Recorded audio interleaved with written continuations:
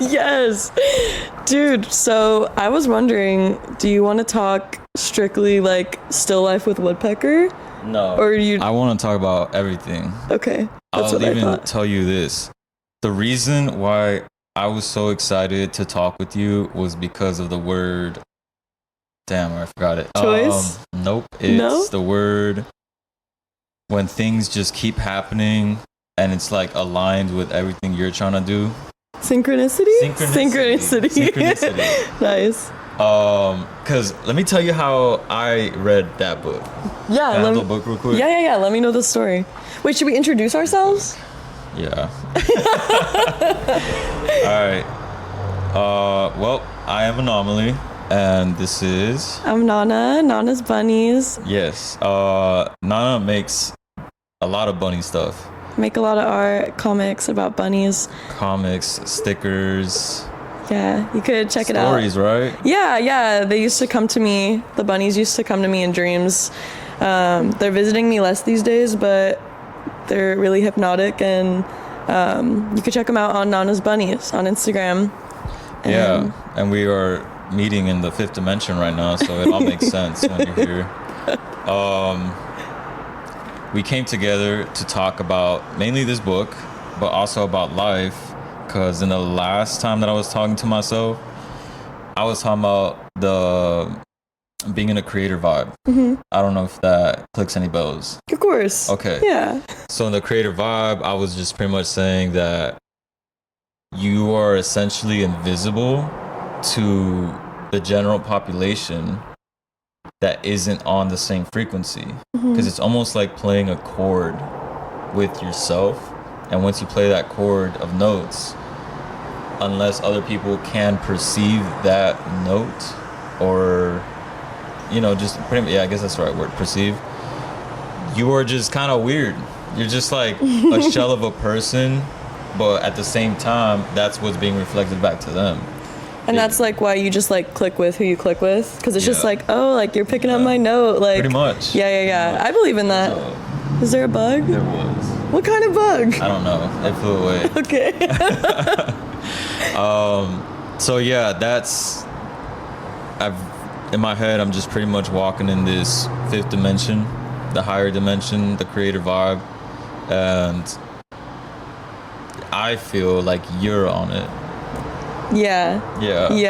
I feel like I've been weird my whole life. Yeah. But I feel like I like love weird people too. Yeah. Like people who are just super like, I feel like I kind of have no shame sometimes. Like I feel like if I just like want to make someone laugh, like I will do anything. You know what I mean? Like or like if I just like want to pursue like an idea, even if it doesn't make sense to like everybody, it doesn't need to. Like it just needs to scratch an itch in my brain. And I don't know if you feel that way about your art too, but it's like this shouldn't make sense to everybody. Because like I don't want to make sense to everybody. Yeah, I went through that not so long ago. Maybe a couple years ago, 2 years ago-ish, when I had like a fork in the road of the type of music I was making and wanted to make.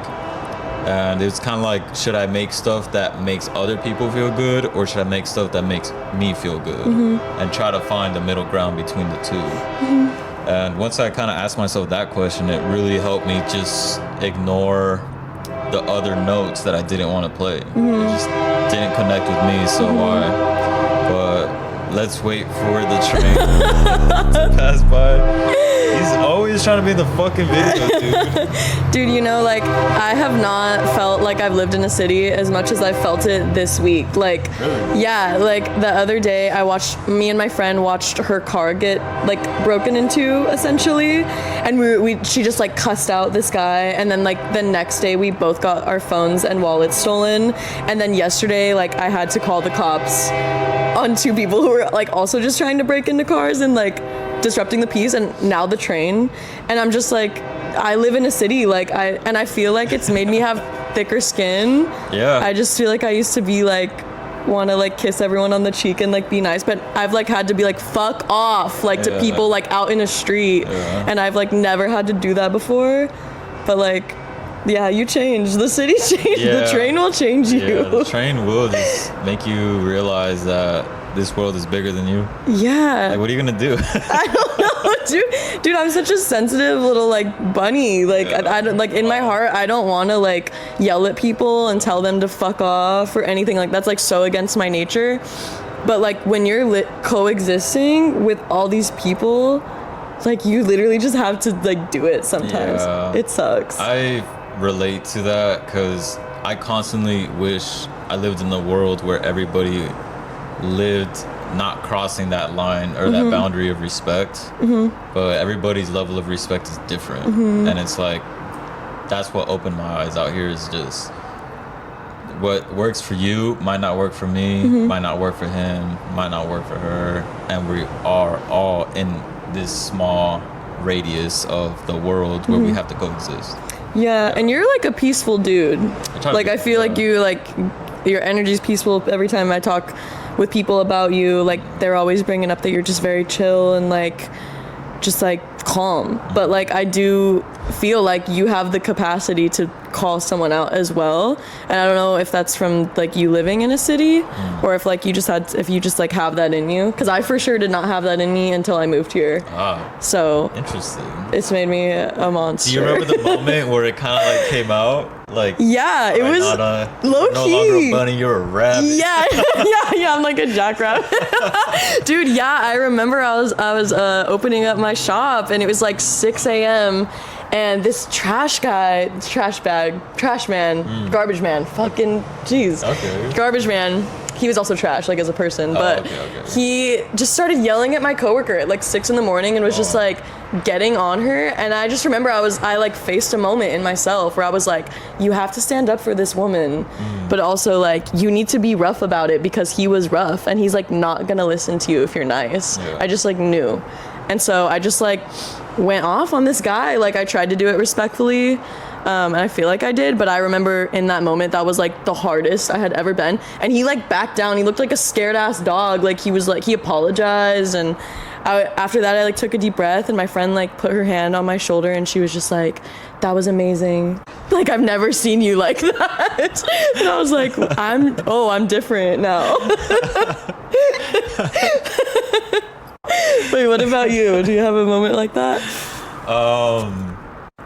Shoosh. I've had a lot of moments like that. Shoosh. Yeah. I mean, like the most far back memory where I know I was like, okay, I am so tired with people was when I was like in high school. And I just know it was a collection of all of the things that I've been through that I was just like, you're the one. You're the straw that broke the camel's back. Like, I'm sorry it was you because he's like one of my best friends. Oh, wait, what happened? We were playing basketball and I was very, very like reserved. Like, life was not fun for me. And there was this thing where they would just nut check you. You know what I'm talking Boys, I don't get it. I was braiding my girl's hair. Like, no one was boob checking. I know. And I'm just like, I always thought it was annoying. I'm like, but whatever. Like, it's just a dude thing. Like, dudes are kind of like weird. Yeah. I'm not gonna lie. Sure. So I told everybody straight up, I was like, look, I'm not about the nut checking thing. Like, I don't want you guys touching my nuts. And to them, it was more of an invitation. And I get it. I was like, look, I don't know how to tell you guys that I'm really fucking serious about this. Like, I don't want y'all touching my nuts. I'm so glad this is the story. Yeah. Please, yeah, go on. So we were playing basketball and, you know, we were just playing basketball, whatnot. And I can't remember who was winning, but he just came out to me. He's like, oh, you think you're so fucking good? Nut check. And he just nut checked me, and I was like, oh my fucking god. That just blew up on him. You unleashed the monster. I was just pretty much like, threw the ball. I was like, right now, let's go. Did you guys fight? No, we didn't. Okay, good. He was just, he was like, whoa, shit, like, you were serious. Like, I was serious. I am ready to throw down right now. I don't care who's watching. Dude. So it was a shot in the nuts for you and just a horrible garbage man for me. Yeah. That's funny. Yeah. It's hard to be hard sometimes. It's draining. It is draining, but I mean, I think damn, it's funny how it all connects. Like, the world requires us to be hard on the outside and soft on the inside to really be connected to both planes of reality and that higher consciousness that we all want to be a part of. Yeah. And unfortunately, we do have to go through trials and tribulations of life to survive this reality and find the time and energy to just access the other one, which is the hardest part, because we're working all the time, we're dealing with people all the time, we have friends, we have family, we have all of these things that pull our attention away from, for me, that passion that I really want to do. So I feel like people who like mess with other people like that, I feel like they just are so like sad and hard inside that they just like need to put it on other people. I just feel like I'm like, how are you yelling at someone at 6 a.m.? Like, the sun just got up, dude. Like, why are you already in this state? But I feel like some people just like live in that state. Like, I don't know. I wake up, I'm like blessed enough to wake up happy every day. I wake up happy every day. Unless, okay, hold up. In winter, hold on. That's different. But like, most of the time, like, new day, like, fresh start. But like, that garbage man did not wake up with the sun shining, with the sun shining out of his ass. Who the fuck are you? Just a stranger in here. Yeah, I don't know if y'all saw that. Cut that part out. They don't need to know. Scared for my life. That's my identity. My ears just fell off. Yeah, you knocked it off. I seen it. Gadoosh. Dude, you and your sound effects. Shoosh and gadoosh. You got your own vocabulary. It's because he reads so much. I can hear the sounds. All right. I don't know what we're just talking about. Okay, I knew that was gonna happen. Like, just saying. Well, I want to know how you found this book, because you said that's a story. Well, okay, yes. I was at a coffee shop in Phoenix, and I was reading the Murakami book, the big one. IQ 84. Yeah, 1Q84. Oh, 1Q. Sorry. Yeah, and she was reading it at the same time. And I was like, whoa, the odds of that happening are kind of slim. Yeah, in the same place. Same place. That's cool. And I finished reading it, and she was like, you really should read this book. And I asked why. And she's like, all I could really say, there's a princess, there's a criminal, and there's love. I was like, all right, I'll read it. So that's how I fell into my laps. Yeah. Through like a synchronicity moment of like, we were already reading the same book. Like, maybe you would like something else that I've already read. And then it was really interesting to me when I talked about it with you when I first got back, because Tom Robbins is one of your favorite authors. Probably my favorite author. Yeah. Yeah. And I was just like, no way. But I never read this one. Yeah, which made it even more interesting to me, because I'm like, oh my God, you should read it, because it was so good. Yeah, that's funny that it kind of fell into place in your life too, because like you giving it to me and like letting me borrow it wasn't so like crazy. It felt like the natural course of action, because it was like my favorite author and you finished it. But like once I started reading it, I saw this book everywhere. Like, like people were reading it in my work. I watched 50 First Dates, that like Adam Sandler movie about the woman who has brain damage and like does the same thing every day, and every day she's reading this book, and like that just freaked me out, and it felt like it was everywhere. I kept getting like YouTube recommendations about summaries and analysis, just like stuff like that, and I was like, okay, this seems like a push to be reading this, or like a confirmation. Every time I was reading it, I was like, oh, I'm probably really supposed to be reading this. But that always happens to me with his books. Like, he's a magical guy. I feel like every time I'm reading one of his stuff, I'm just like, I always get some kind of message that I'm like, yep, like keep reading, you're supposed to be reading it, and like this is the next one you'll read type thing. Yeah, so interesting. Yeah, I have like a chain of events for me for reading different books. Most of the time, it's like this entity that's following me, and he's just like, like I'll be ordering coffee, and out of nowhere I'll be hearing like, you know what book you should read? Do you think the entity is like something separate from yourself, or is it like it's a part of you? Intertwined. Like, have you seen Naruto? Yeah. So you know how the fox was stuck with Naruto and they Yes. talked? It's like that. Dude, have you seen Bleach, the anime? I haven't. Okay. I want to It's though. a very similar thing going on with the main character in Bleach. Like an inner, like it's like part of him, like on the inside, and it speaks to him, but it's like, is it like a bad version in Naruto though? The fox, is it like evil? In a way. Okay. He's got his like motives. Okay. But throughout the entire like series, he ends up like befriending Naruto at some point.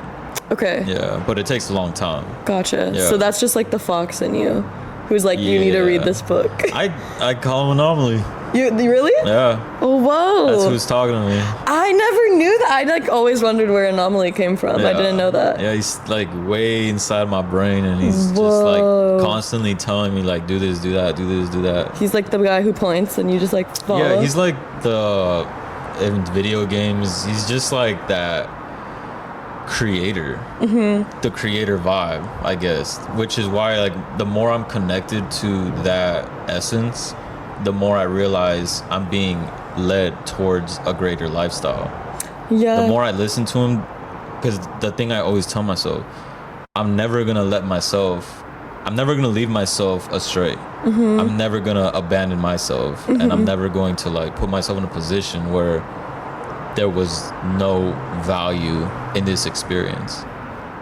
Yeah, and you're really just like surrendering. I feel like those parts of us that like guide us and lead us, like it's like intuition. I feel is like in intuition. my mind, that's what I call intuition. It's like, I feel like all the moments in which I have just fully surrendered to my intuition, like I've never ended up somewhere I'm not supposed to be. Like I never Right. got into a scrap or like some trouble, you know. I always like found out something really big about myself, or I like learned the way I want to write, or it's just like, it's like a guidance into your own creativity, and that's why you have to trust it. But it's hard because it's like, it is a surrender. Like you have to release control to get to that point in yourself. Funny enough, like I know you grew up similarly with like faith of religion, and the way people connect to a higher power with faith being the bridge, that's kind of what I took from all of that experience. Is like, okay, I know how to have faith, Yeah. but I don't want to have faith in something I don't believe in, which is why I moved the faith aspect to Anomaly, because I'm like, that's the thing in this world that I can't describe that's going to lead me to a better place. Whoa. Yeah. I remember when I was a kid and I learned about the concept of faith. Yeah. I won't lie, like it felt like a cop out. Like I was like, Mom, how do you know God's real? And she's like, you have faith. And I'm like, that sounds made up. Like that just sounds like you don't want to prove it. But like now I really do believe in faith. Like I do believe, because I have faith in myself and I have like faith in the people around me and whatever. It's just like a form of trusting, but it just felt like such a cop-out, like in terms of religion when I was see younger. that. I I could was like, see that's that. just because you can't like scientifically prove there's a guy in a white Yeah. robe up there. But I think that's what gives it so much power. Yeah. Because like this belief is pretty much testing you by saying like, okay, you can't prove this to anybody. Let's see how much you really want this, or really So like real. care about it. That's so real. Yeah. I completely agree. Yeah. Yeah. So, anyways. The book. The book. Okay, what? Yeah. All right. I'm gonna have you tell us a little bit about what the book is, because you did just read it. All right, yeah, I was the last to read it. Read it a minute ago. Also, never let me borrow a book. I will fuck up the copy. This, like, I've been to the river. The pages are all falling out. Just don't let me do it unless you want me to keep it. I'm sorry. Cool. I was nervous to even show you this today because I feel like I fucked it up. But I take this book everywhere. This is a story that's hard to reiterate because it's a Tom Robbins book, and that guy is on some bullshit. Like, with every book that he writes, in the best way. It's just... How do I start it? Well, it's about a princess and a criminal. And the criminal is like a pyromaniac, and the princess is like, she used to be a princess. She's no longer a princess. Her family's kingdom and line is kind of just like gone to shit. They like still live in a castle, but it's like run down, kind of like Ratchet, I guess. And they fall in love. And the book is about like anarchy. It's about loving without attachment. It's about the moon. I wrote down a couple of things if you want to look. Yeah. Because I don't know, I guess it's hard to describe in a linear fashion. I always have trouble reiterating Tom Robinson's book. Or Tom Robbins' book, sorry, not Robinson. These are the things I wrote down. Does any of this strike a chord with you? I wonder if we have the same takeaways. Life exists in phases, but everything is part of it. Like a pie chart. Yeah, choice is the key to living. Choice is the key to living. The importance of the moon, the way that it is a symbol of the female cycle, but also in how it touches, affects everything on Earth. Never too late to have a happy childhood. Embrace a label that suits you for fun, the criminal. How do we make love stay? Life's transitory nature is something to embrace. Yeah, you definitely went on a like philosophical side of it. I thought that's where you were gonna go to. Yeah, no, it definitely exists there, and I think that's why I enjoyed it so much, because there was a lot of fun aspects of the book, and there was a lot of like, he really made me sit down and think about life for a minute. And it's interesting how he like goes into detail with stuff he probably knows of, like fun facts, like the moon dictates the woman's cycle. Like I haven't really like read a lot of authors that show you the little fun facts that they know in a conversational way. They mainly do it in a like, this is a fact type of way, and it's like, okay, thanks. So it felt like a conversation the entire time, because he even like does an aside where he takes you away from the story and just talks about his typewriter. Yeah, he like breaks the fourth wall a little bit. He does. Which like sometimes when authors do that, they get a lot of backlash, because it's kind of like some people don't like that, but like I feel like he did it tastefully. I think I understand where people are coming from, but I also understand like, I feel like he's been doing this for so long that he's like, man, fuck the readers. Like, if I want to talk about my typewriter, I'm gonna talk about my typewriter. Dude, yeah, he's like following his anomaly when he's writing, which is like a good writer does that. And you know, like, I was thinking about how he like breaks the fourth wall there.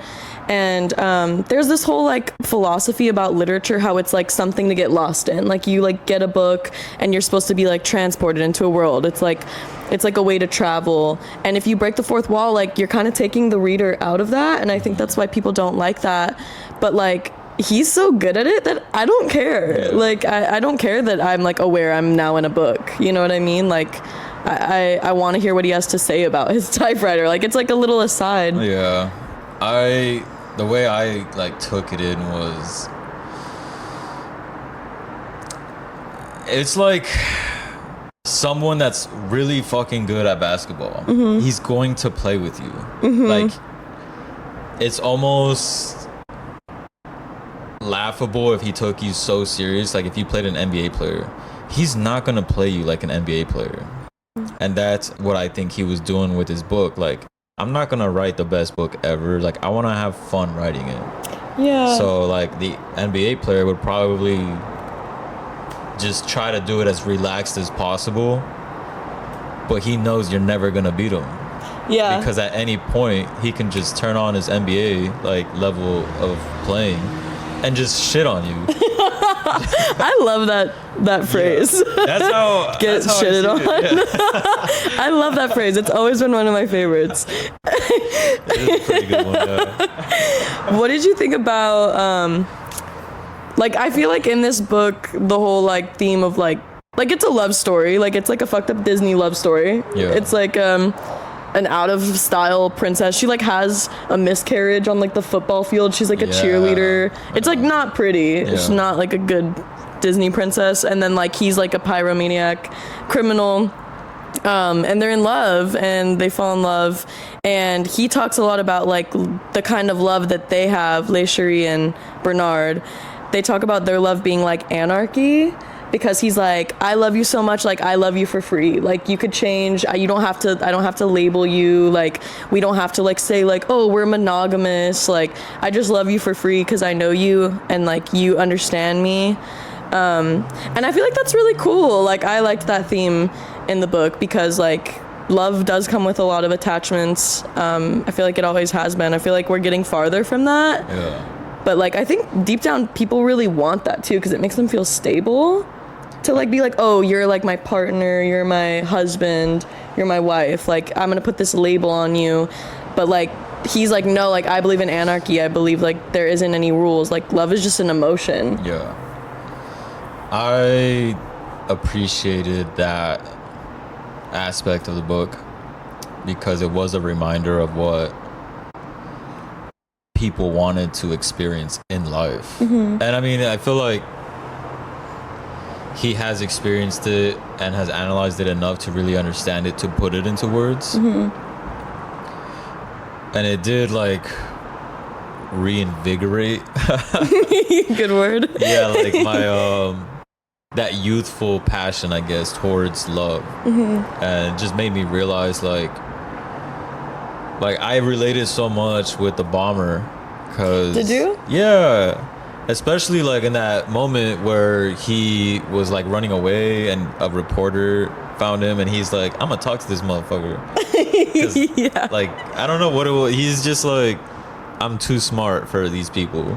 Yeah, he like knows what he is. Yeah, and he was like a bar back in this small town and the reporter was there and he's like, nobody knows, I'm too good at hiding, nobody knows I'm the bomber.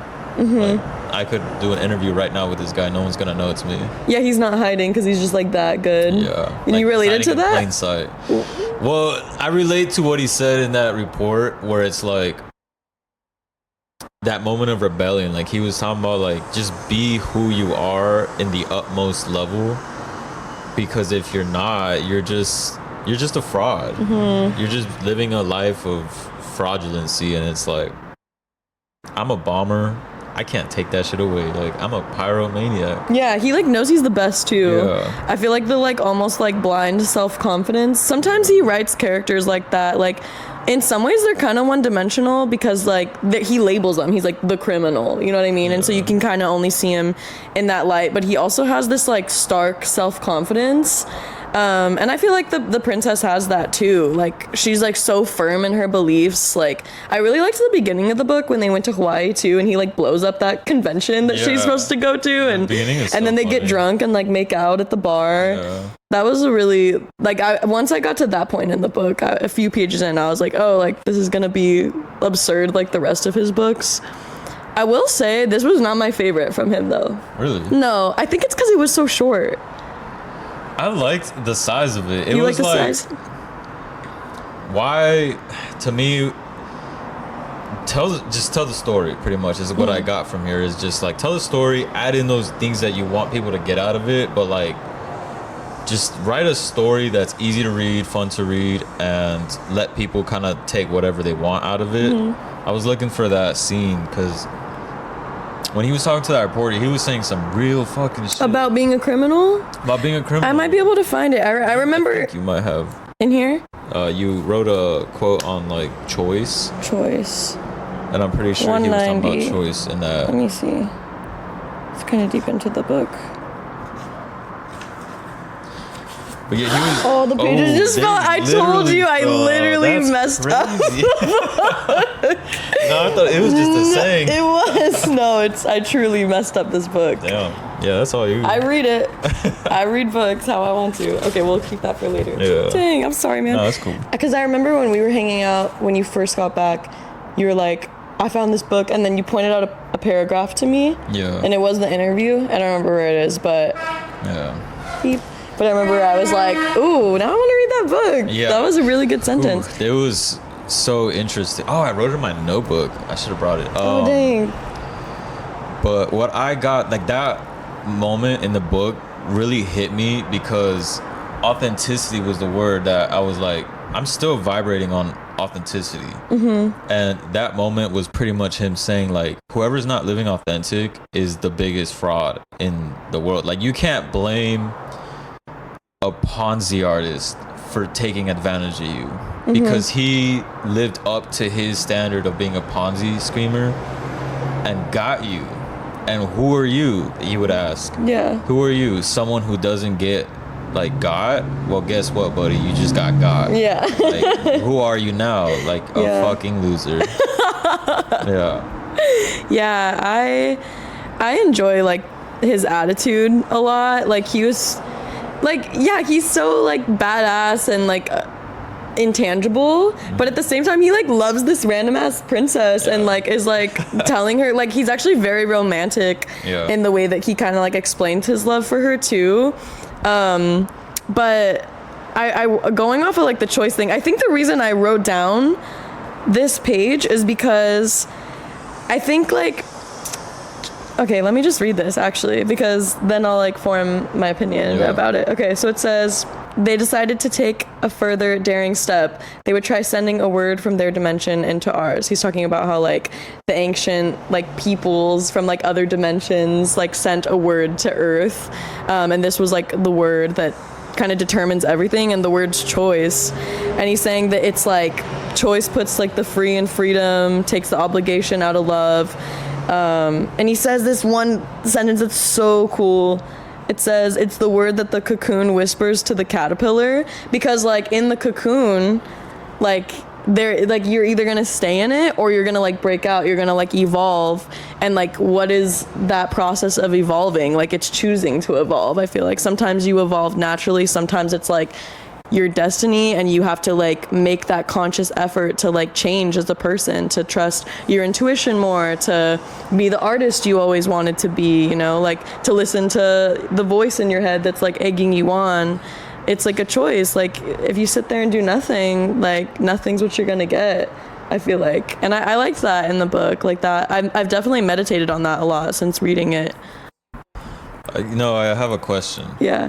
Do you feel like life has been reflecting some of the things that you took from the book as you've been reading it, or after you read it, or even before you read it? Ooh, like, yeah. was life kind of like, you know, grabbing you and just saying like, come over here, experience this?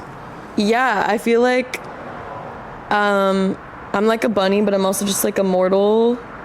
And like, I'm just like a human. I have like selfish urges, like I'm like primitive, and like and deep in my nature I'm just like a primitive human being, and there's choices all around me, and sometimes like my nature is selfish, or my nature is lazy, or you know, my nature wants to just like sit in it and be stagnant. And I feel like knowing that like I do have autonomy and I can like exercise my choices, like there's tons of freedom in that. That's why he's saying like it puts the word free in freedom. Like it gives you an outlet, a place to go, a way to change. And yeah, I think that my life has like reflected on that, because I mean, there's choices all around us all the time. And like, if I can stay the same if I want to, but I can also be this like version of myself I dreamed of, like a version who's like not self-conscious, a version who takes up space. And I feel like I've always been pretty nerdy, like deep down. Like I've always like really enjoyed nerdy stuff, like books and video games and like nerdy movies. And I can really nerd out about stuff, but I used to think it was so like lame. I used to be like, that sucks. I don't know. There's like two kinds of girls. There's like nerdy hot girls, or just like nerdy ugly girls. And I'm like, what am I gonna be? Did you? I don't know. Yeah, I could see the, the graph or the. Yeah, there's categories if you're a nerd. I felt the same sometimes growing up. Like, I was addicted to a lot of nerdy stuff, but at the same time, I realized in life, like, all you gotta do is like one cool thing, and none of that matters. Really? What was your one cool thing? I was really athletic. Oh. I still am, but like, I'll give you a really good example.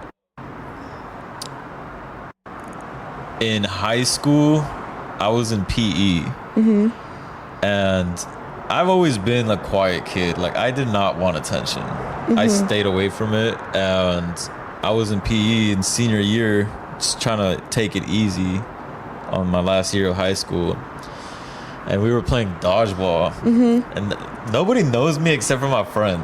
My best friend was in the same class, and you know, he knows I'm pretty athletic. So we were playing dodgeball, and this was when everybody, even the coach, realized, like, son of a bitch, this guy is pretty athletic.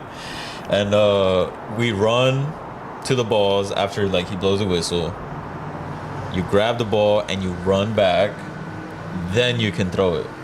You can't just run, grab, throw. You have to run back.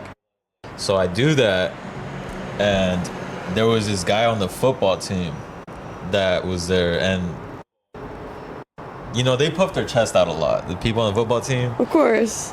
They're like known I grabbed for that. this ball. This was a sponge ball.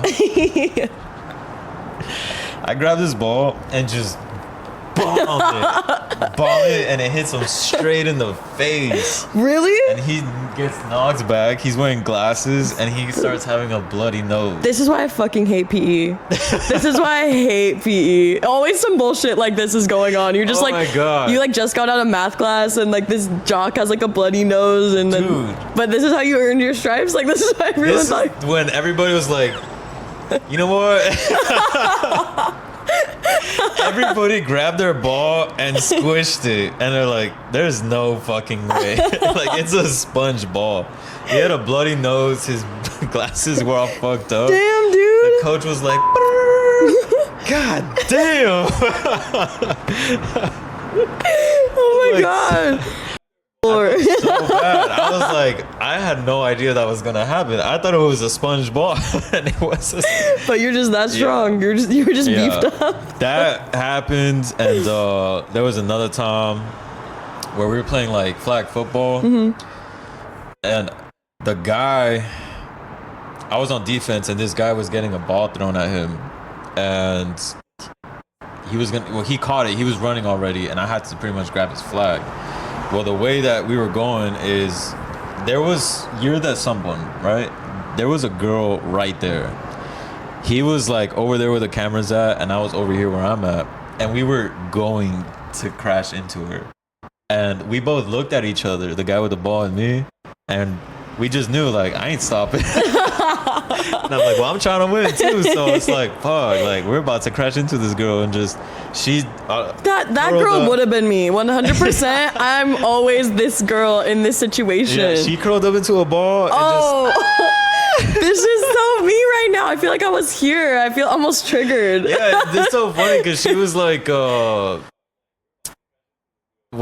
she was just like a pretty girl. Like she came to school with a bag. She didn't want to do She had PE. her Jordans, and she was.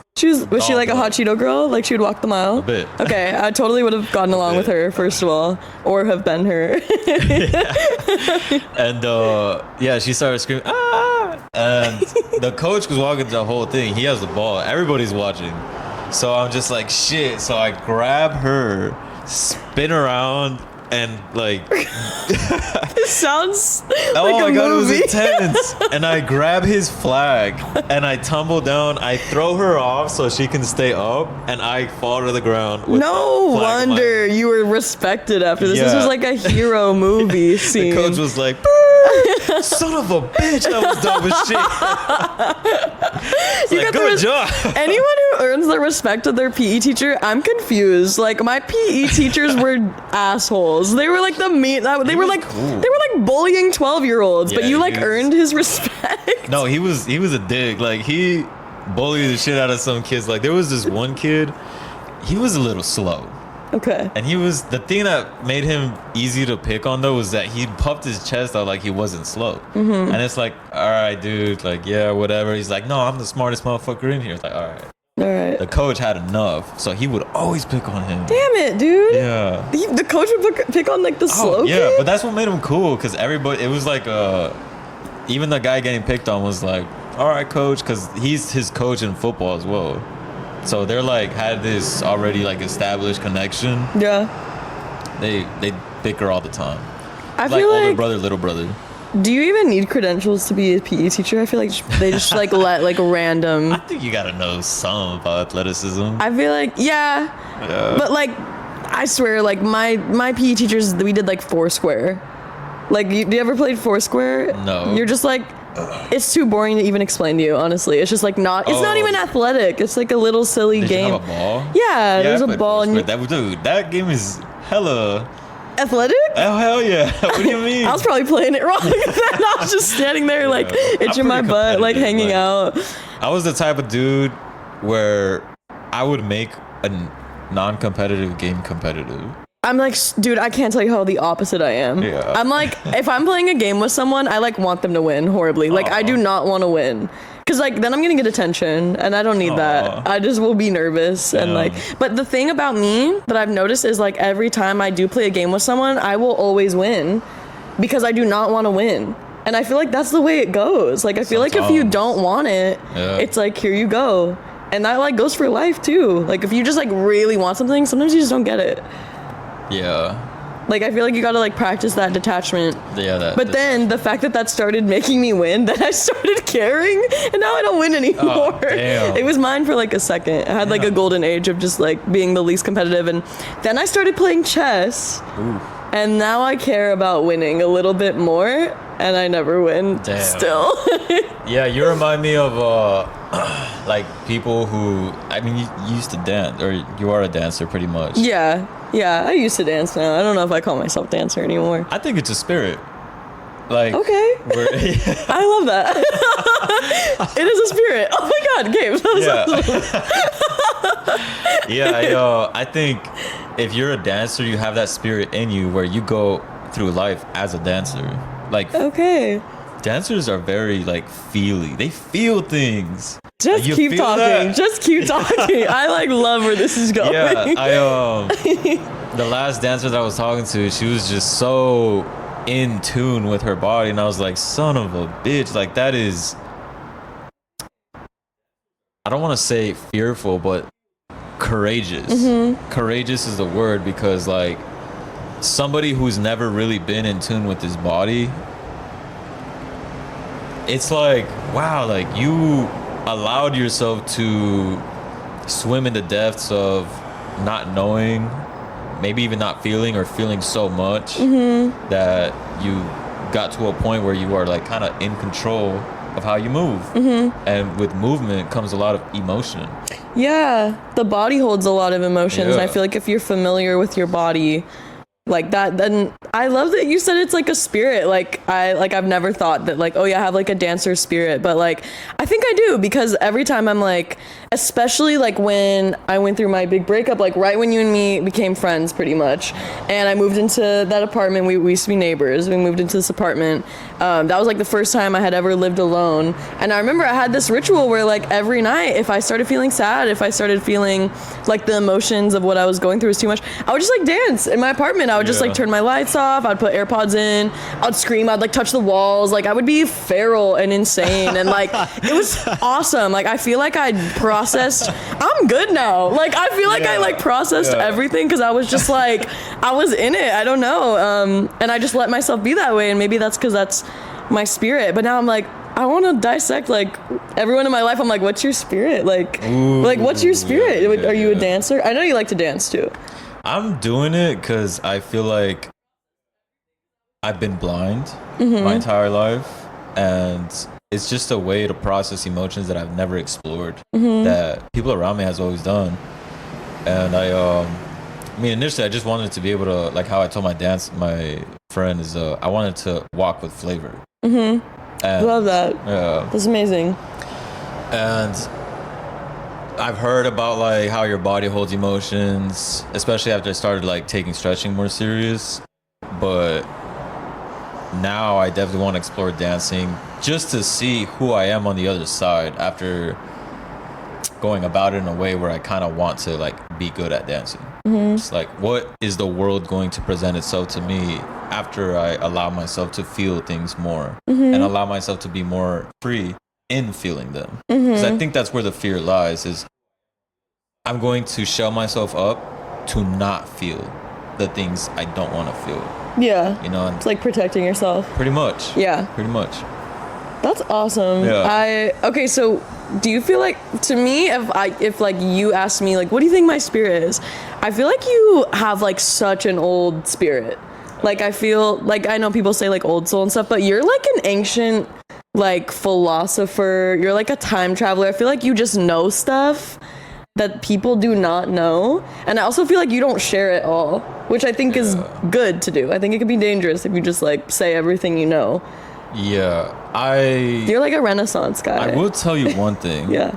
I have another friend who tells me she sees me living in so I have my shirt, right? And I have the 3 heads. What she has witnessed is that I'm living in the future, present, and past all at the same time. And I'm like, every version is talking to the centerpiece, this guy in the middle, at the same time. So I'm in the future, I'm in the past, I can like access both times. So like I'll get lessons from my past and just be able to put myself in that exact position of memory, re-experience it, and as an adult just like get what I need from that experience, bring it to the present, or go into the future and predict based off of what's going on, everything, and just pick out the right words to express to the person in front of me. Like, if you do this, this is what will happen. And it's like, nah, I'm not telling you your future. I'm just telling you like patterns wise and through the connection that I have in terms of being able to get to that future reality.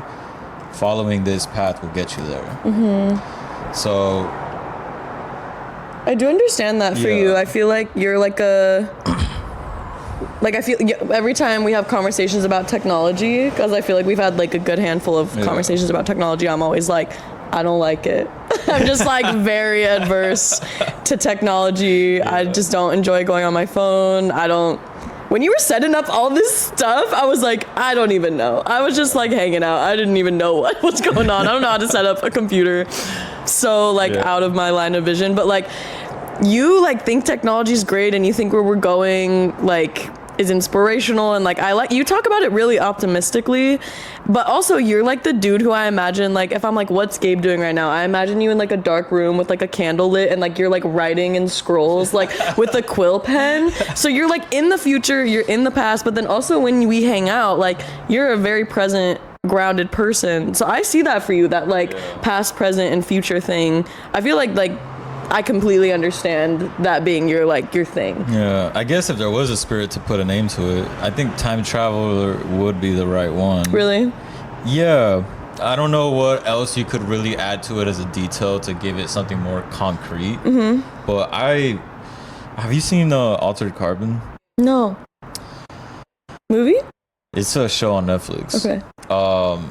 Like that show was amazing because it does exactly how I feel in my mind, where it's like there's people from the past, they're able to save consciousness, so they live in the present, but at the same time they can freeze you for so many years and you'll be living in the future. So there's no point in attaching yourself to anything, even people and loved ones, because you might not see them on the other side of that freeze where you go under for 200 years. You can't control what happens in those 200 years. Whoa. So I vibrate a lot with that sensation of like, don't attach yourself to anything because life moves really fucking quick. Yeah. I think that's the way to do it. I mean, that's what all the Eastern philosophers are talking about, and that's what he's talking about in this book, to bring it full circle. Like, he's like, I love you, and like you don't need to put a label on it, you don't need to attach to it, and that's like, I think human beings, like, we're here, we don't know why, we think some people really believe they know, but like, do you? I don't know, I don't really know. I got my theories, but whatever, everybody does, and people have always wondered, and I was just talking to someone about this the other day, and they were like, dude, the point is just to like live, like you don't need to figure it all out, you don't need to write the Dead Sea Scrolls, you don't need to like map it all out for people, but it's a way to like handle our reality. Like I try to make sense of the world in my mind just so I can live in it, but like the purpose might be to just live in it, like to be in your body, to have like a dancer's spirit, to like flow through it. But it's hard. Like, I think we need a sense of control, otherwise everything's crumbling all the time under us. But that's like true freedom. Like, I think if you can move through life and be like, whoa, like I feel like I'm in a state of mourning half the time, because like there'll be like a really beautiful moment. Like right now, I was just sitting here while we're talking, I'm like, this is so cool. And then I got a little sad because I was like, dude, like this is just one day out of my life, and like I'm never gonna have a day identical to this, and that's kind of sad. I think that's beautiful because it's like a bag of Skittles. Yeah. Like beautiful you got different colors analogy. in them. Beautiful analogy. I like the purple one. Yeah. I like the purple one. Do they have different flavors? Yeah. I never eat Skittles. I hate them. It's my least favorite candy. I can't believe you like them. I like chocolate. I like chocolate. I like Skittles. I love chocolate. Yeah, we should get some coffee after this. That sounds dope. But I know what you're doing right now. You like already went into the future looking back. Yeah. You can't do that. Oh, okay. I'll stop. Yeah, you can't do that unless you're doing it in a way to help yourself. Yeah. Yeah. If you do it to look back and like, you know, pout, you're gonna pout.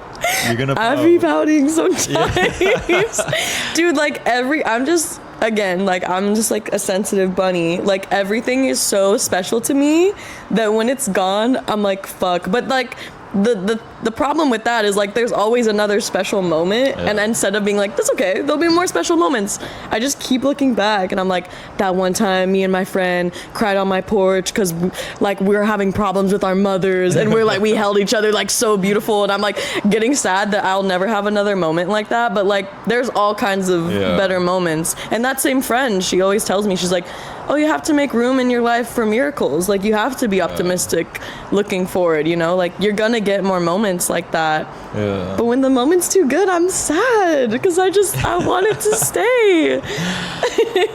Well, I think it does stay. In memories? Well, in memories, but also like you'll figure out a way to look into the past and let it like consume you, so that when you go into the past and pick those memories, you'll never have to be sad again, because you're like, oh, like I just re-experienced it for what it really was again. And now it's more of like, what other experiences exist, so that once you have another dope ass experience, it's like, I have another experience I can come back to and just like relive. What if we had no memory? Like the woman in 50 First Dates, how she just wakes up every day and it's just like wiped and you just start over. Like in a way that would be complete bliss. Yeah. Because the past is haunting to people too. Like some people are so messed up because they just remember their past and it's dark or whatever. I think if I ruminated too much on my past, I'd be pretty dark as a person too. Most of us I think would be, but like what if you just get to refresh every day? I think that would be nice. I think you can. I think everything is possible. Like, I'm not gonna lie to you. I really do think if you wanted to be like amnesia mode every fucking just day, convince yourself. Yeah, you just gotta tell yourself like, that's it. I'm forgetting everything. Who the fuck are you? I don't know who I'm sitting with. And then slowly your reality will just start looking like that. Because I'm not gonna lie, it's been hard for me to remember.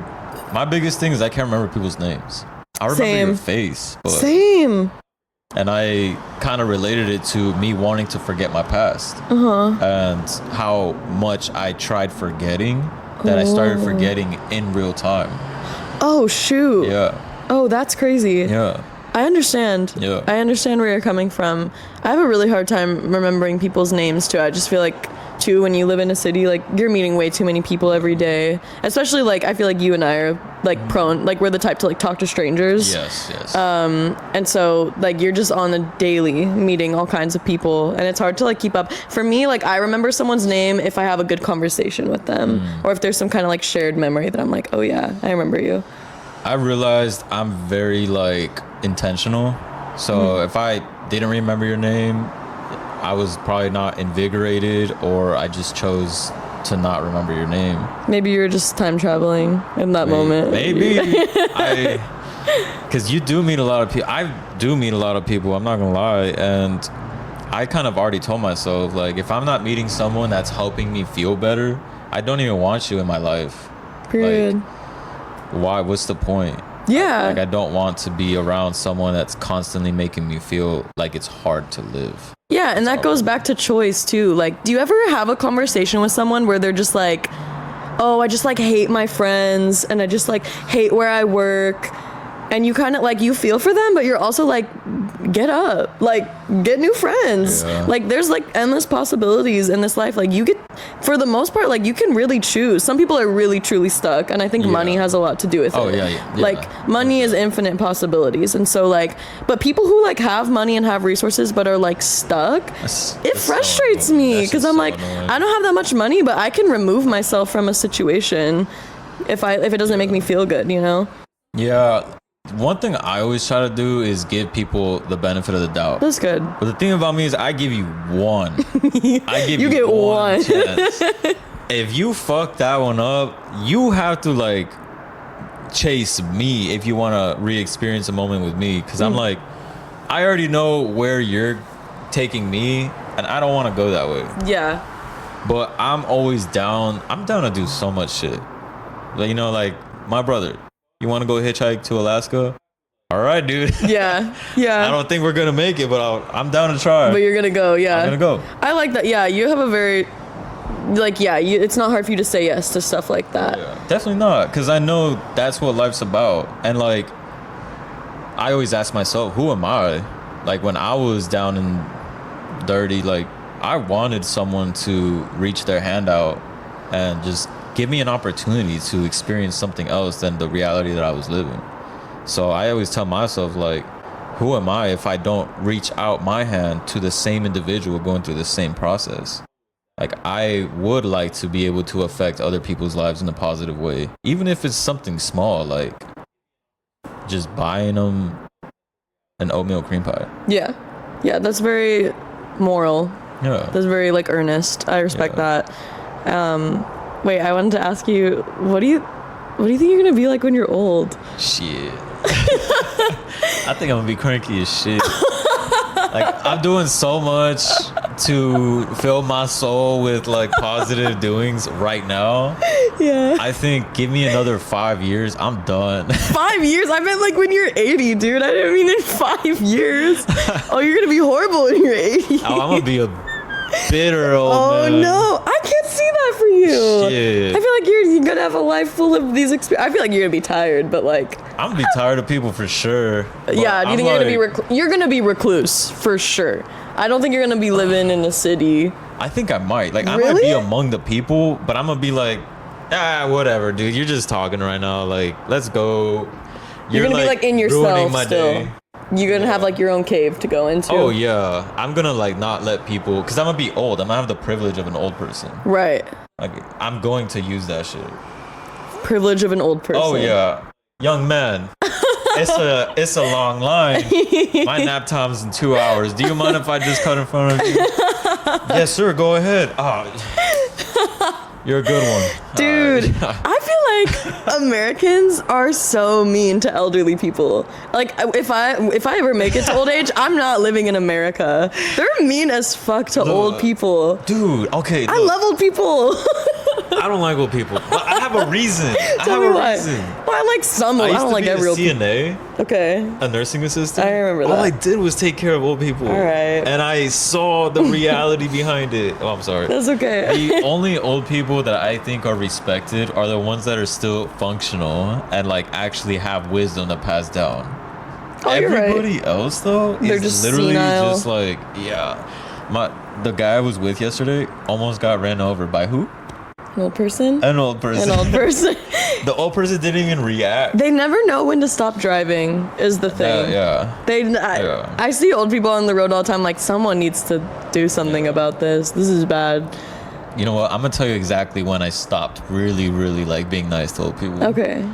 So I was working, funny enough, I feel bad for him on this side. So I do moving and I work with a lot of old people. I think after, I'm gonna give you guys benefit of the doubt of 55. But once you're 60 and you're working what I'm working, I feel bad for you. Yeah. Life did not go the way you planned. Because why in the fuck would you be doing this? Yeah. Your job as an old person would be horrible. That's like a quick deterioration. Yes. And I was working with this guy who was like 64. He was my mom and dad's age. And they're still working too, but I was talking to him, and this was in Phoenix. And for some reason, the economy got brought up in the conversation. and we were just talking, and he was telling me about his past, and his past was an amazing time to live in. It was like 70s, 80s, and 90s. He was a youngin' in Phoenix, just partying. Everything was cheap. Jobs everywhere. School, university was cheap. Right. Like what, 40,000 for all 4 years? Hate hearing about that. Oh, I was Hate boiling hearing inside. about that. And then I looked at him and I was like, you know, it's nothing like that anymore, right? Like, driving sucks. Traffic everywhere, so many laws, everything's expensive, jobs suck, we're underpaid and barely afford rent. Yeah, because his houses at the time were like, it's crazy to say, but more than a fourth, like in terms of cheapness and ratio. And I told him, like, you guys really fucked it up for us. You know that? You said this to him? Yeah. What'd he say? He's like, yeah. Oh, he admitted to it. Yeah, he's like, yeah. He's like, I did this. It's pretty bad because he's suffering through it. Yeah. Like it's like reflecting in real time the consequences of his generation not caring and allowing greedy people to go into power and deciding our fate pretty much in United States. And so I just told him, like, yeah, you guys fucked it up for us. Like, it sucks. And he's like, yeah.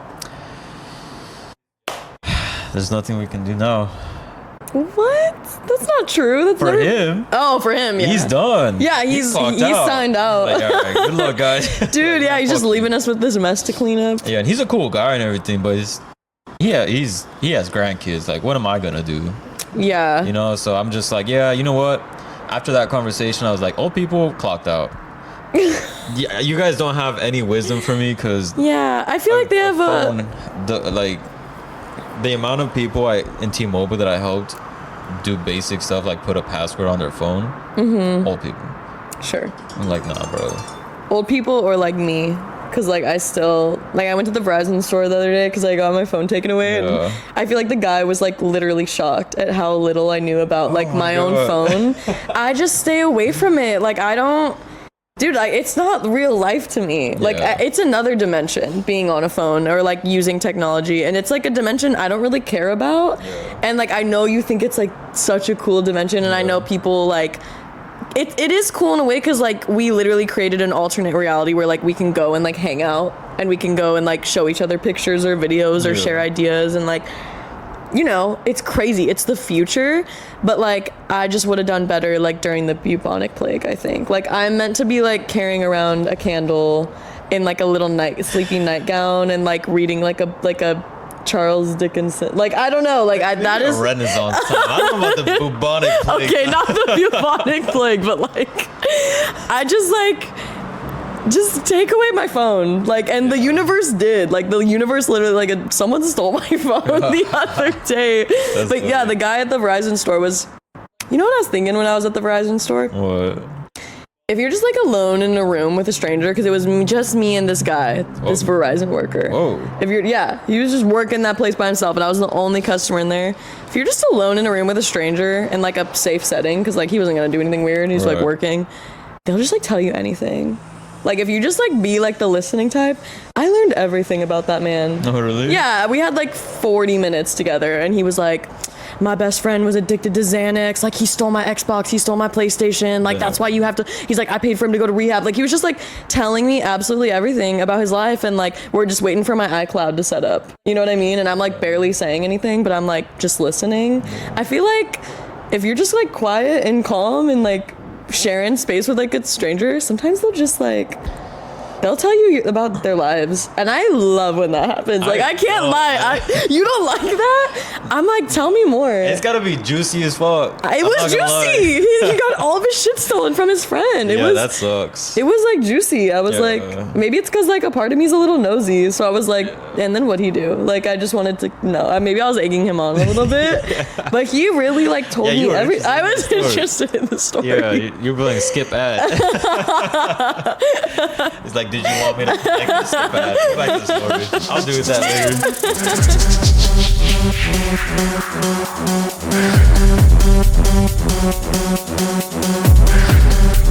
later. Explosions.